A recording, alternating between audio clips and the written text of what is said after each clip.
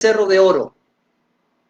Recordemos que el pueblo de Israel, cuando estaba en el desierto, una vez que Aarón construyó ese becerro, dijo: mañana será fiesta para Jehová.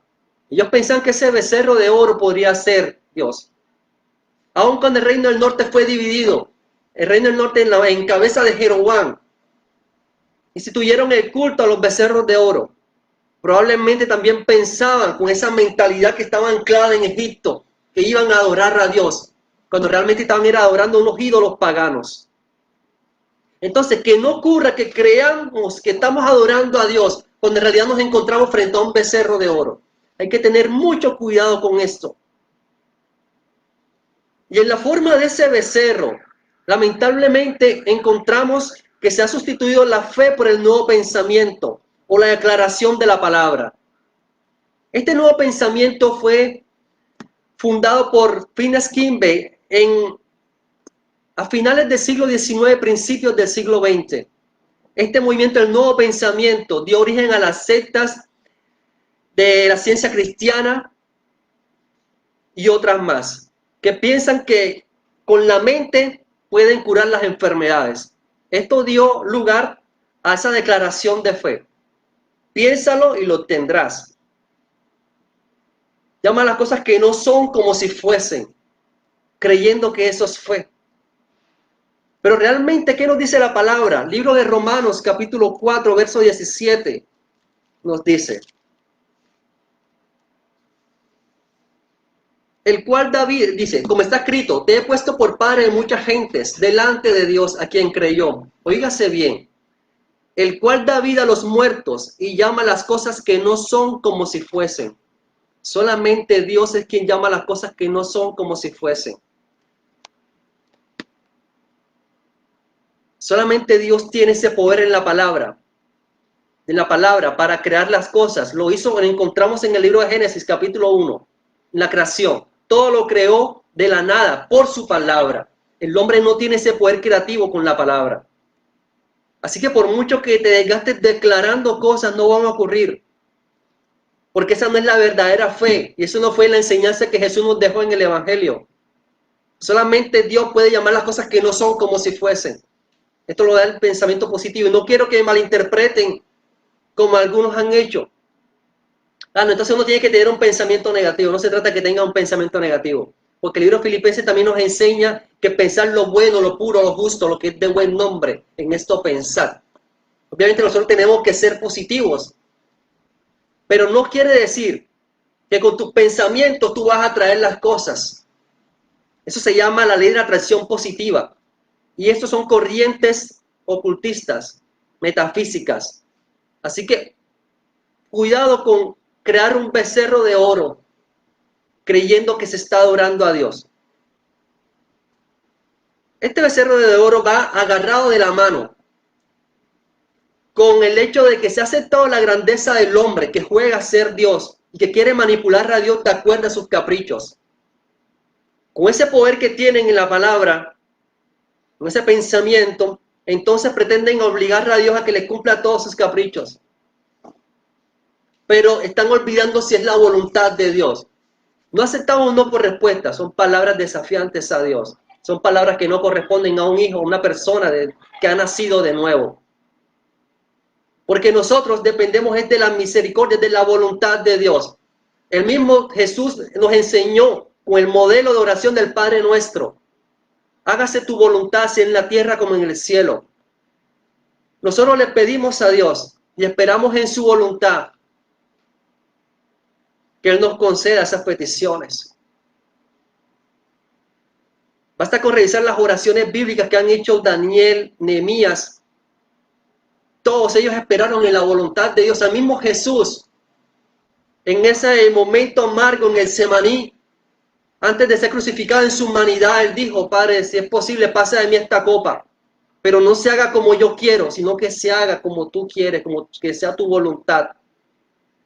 Entonces, si el mismo Jesús oraba al Padre de acuerdo a su voluntad, como nosotros, con una tergiversación de un texto bíblico de Apocalipsis 1, verso 6, que dice que somos reyes y sacerdotes, distorsionando esa palabra para decir yo decreto.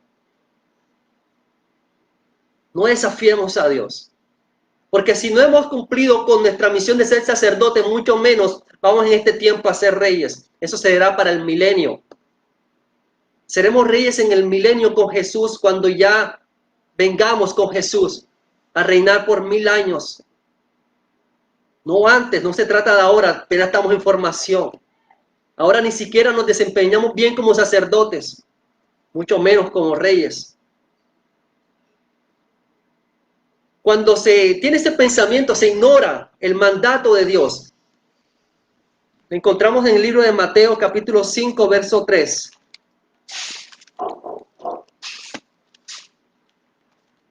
Dice, bienaventurados los pobres en espíritu, porque de ellos es el reino de los cielos. Este tipo de palabras no son de pobres en espíritu, sino de personas soberbias.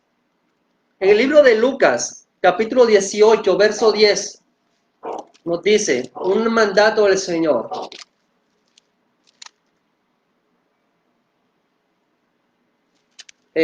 Aquí está una comparación de los hombres que suben a orar. El publicano y el fariseo. El fariseo se jactaba en su soberbia para decir que ayunaba 2 veces por semana y que él diezmaba. Pero el publicano ni siquiera levantaba su rostro. Estaba clamando a Dios. Las palabras de Jesús fueron: os digo que este descendió a su casa justificado antes que el otro, porque cualquiera que se enaltece será humillado, y el que se humilla será enaltecido. A Dios no podemos acercarnos con esa soberbia de creer que entonces podemos decretar todo con nuestra boca, porque nuestra palabra tiene poder, entonces todas las cosas tienen que sujetarse.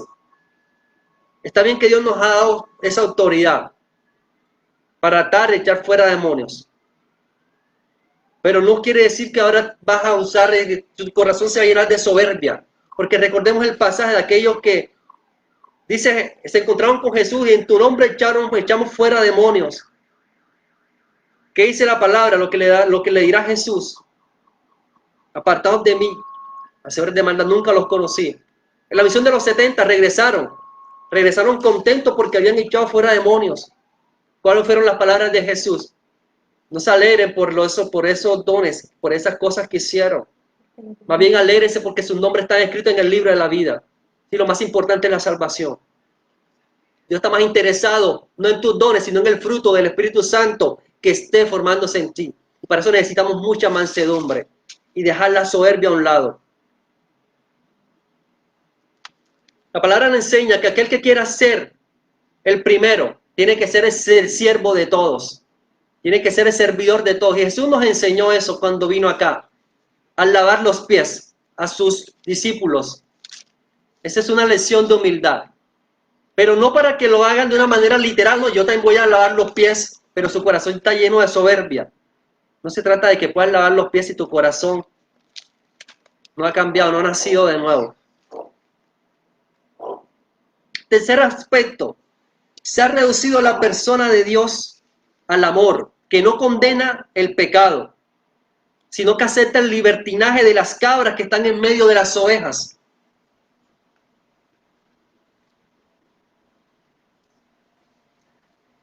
Este texto, vayamos a lo que nos dice Salmos, capítulo 7, verso 11, perdón.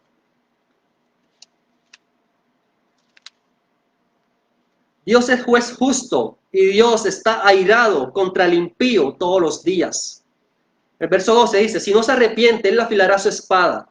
Armado tiene ya su arco y lo ha preparado. Dios está airado contra el impío todos los días. Así que tratar de pensar que Dios es solamente amor, cuando la palabra nos dice, nos enseña en Hebreos capítulo 12, verso 28,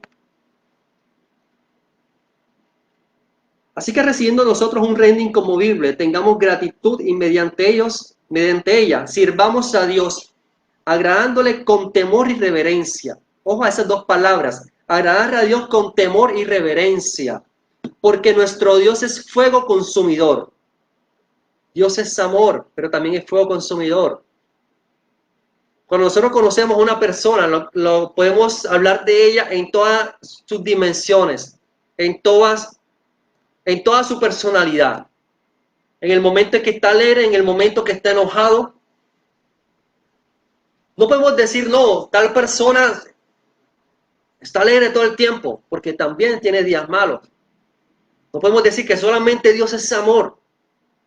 Y estamos olvidando otra parte que también es fuego consumidor. Otra forma de becerro de oro, en la cual hay que tener mucha atención, y es que se han aceptado las costumbres o el uso de términos en el vocabulario que no son congruentes con la fe, y mucho menos nunca fueron utilizados o practicados por la iglesia primitiva. El libro de Oseas, capítulo 2, versos 16 al 17, nos dice: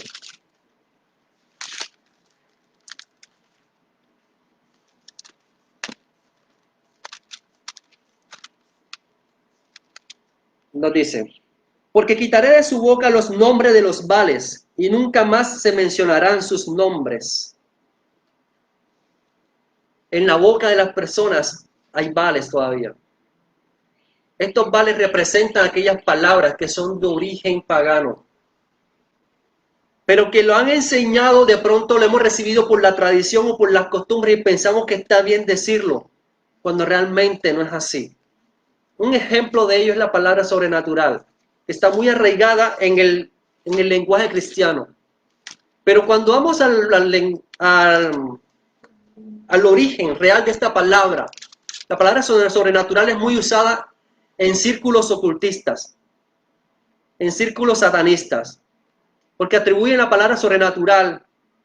De hecho, hay un cantante conocido por todos en el mundo secular, Carlos Santana.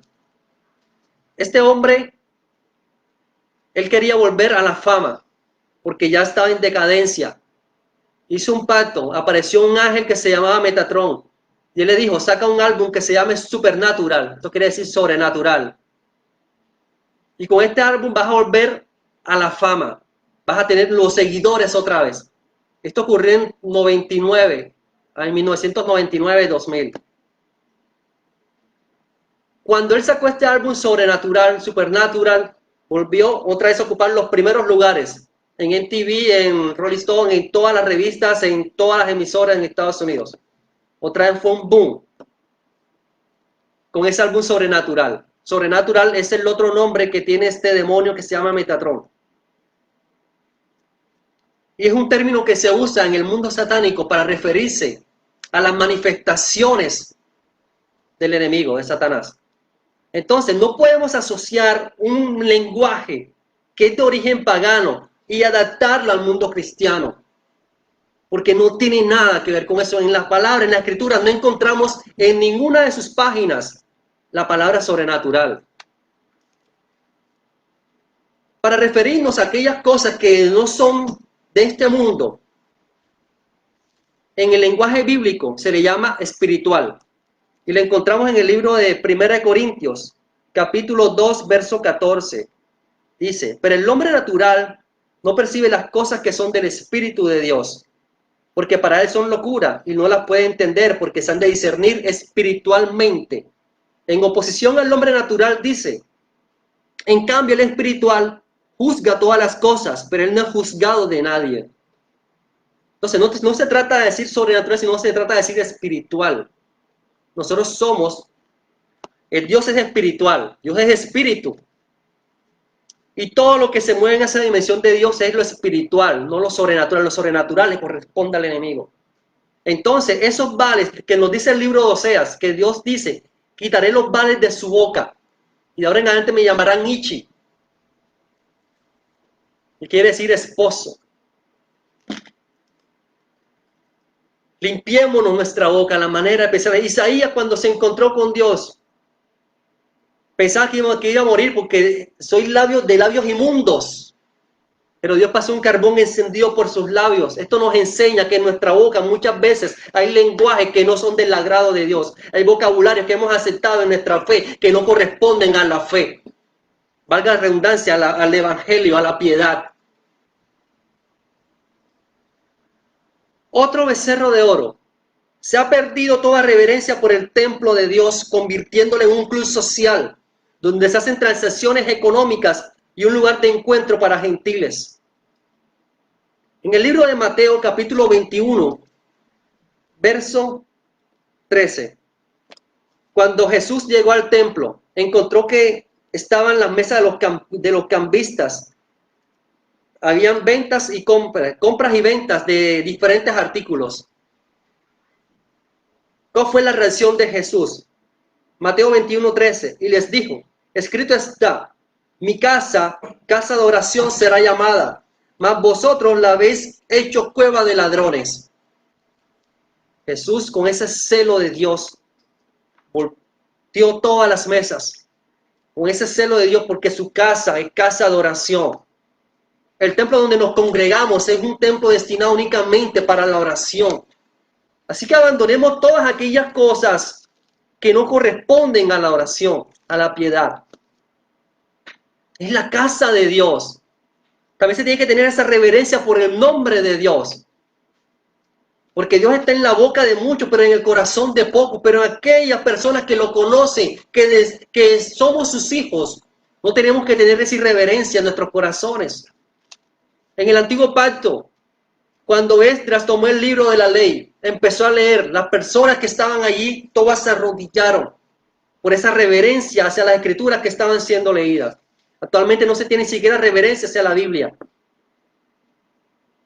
Entonces hay que ser muy celoso con las cosas de Dios. Hay que tener mucha reverencia con las cosas de Dios, porque son sagradas.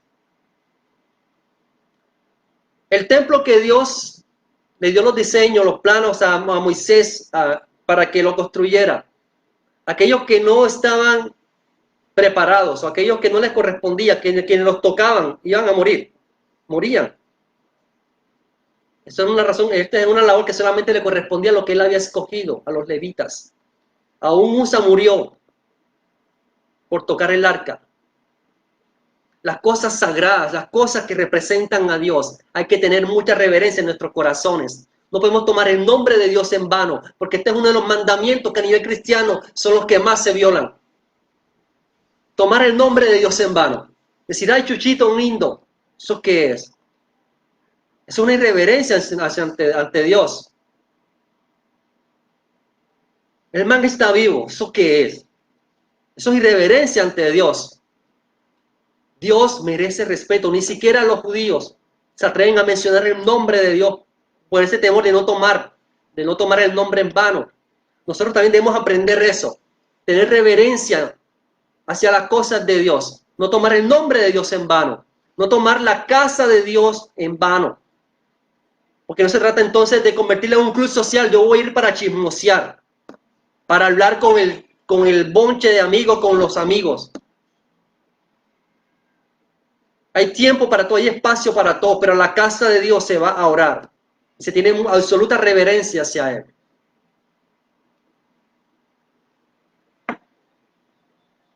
Otro becerro de oro que está en el mundo cristiano. Hacer de la Biblia un buffet donde solo se escogen las palabras que convienen o las palabras que me gustan y se desechan las que confrontan. Se toman las promesas, pero se están desechando los mandamientos. Y dicen, no, sí, Dios me ha dado tal promesa, pero se olvidan de que esa promesa está condicionada a tu obediencia, a que tienes que cumplir un mandamiento para que puedas alcanzar esa promesa. De lo contrario, puedes olvidarte de esa promesa. Y no porque Dios no los cumpla, sino porque en tu corazón no hay una obediencia. La palabra de Dios nos enseña, 2 Timoteo 3:16, que toda la escritura es útil para enseñar, para redarguir, para instruir, para corregir en justicia. Es toda la escritura, no solamente una parte. Así que no puedes tomar de la Biblia, hacer un buffet, que escoges las palabras que más te gusten, los versos que más te gusten. Todo lo puede en Cristo que me fortalece.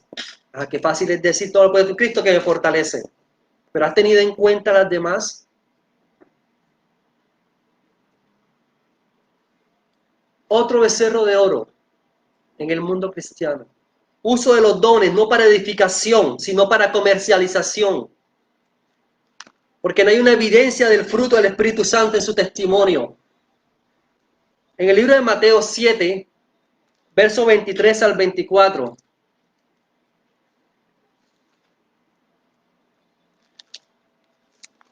Nos dice así la palabra de Dios. Esto era lo que le comentaba hace unos momentos. Versos 22 al 23. Muchos me dirán en aquel día, Señor, Señor, ¿no profetizamos en tu nombre? Y en tu nombre echamos fuera demonios, y en tu nombre hicimos muchos milagros. Y entonces les declararé, nunca os conocí, apartaos de mí, hacedores de maldad. No se trata de tus dones, se trata del fruto del Espíritu Santo que esté en ti. Y los dones no son para comercializarlos, porque no está aceptado, no nos es permitido hacer mercadería de las almas, basándose en los dones que el Señor le ha dado.